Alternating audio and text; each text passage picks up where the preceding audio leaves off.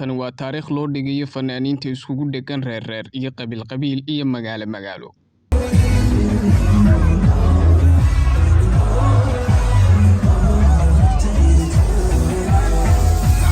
Kanina waa fanaanka Saalax Sanaag.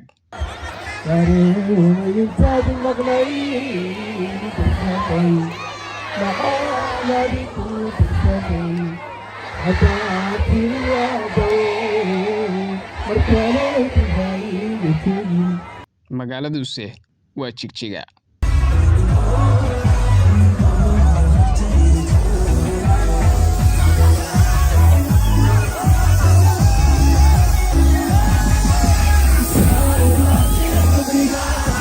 Fanaanka Saalax Sanaag waayihii ugu dambeeyay calankiisu uu ka babanayo dhulka Soomaaliyeed. Gaar ahaan bahda fanka ayaa si weyn u gilgilay magaalada Jigjiga waxaana uu ku qabsaday showgii ugu ballaarnaa uguna weynaa.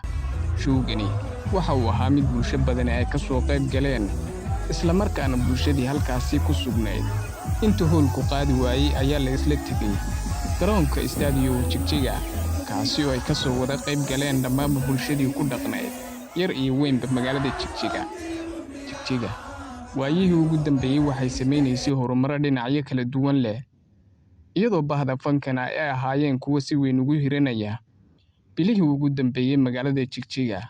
Bulshadani waa kuwa fanka aad u jecel gaar ahaan fanaaniinta aan ku milmin qabiilada iyo reerka.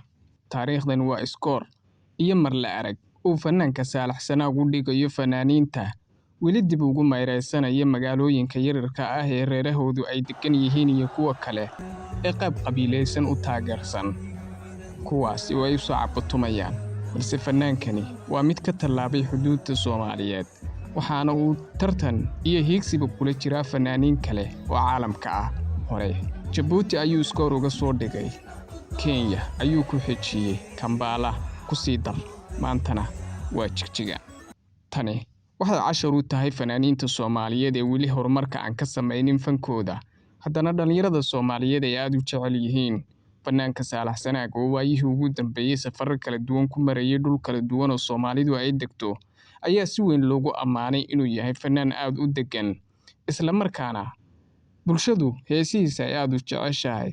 Bulsho la dhaqan leh qaybaha Soomaalidana mid walbaba kula dhaqma dabeecadiisa. Waxaa lagu tiriyaa fanaaniinta aad u degan dabacsan ee bulshada sida dhow ula dhaqmi kara.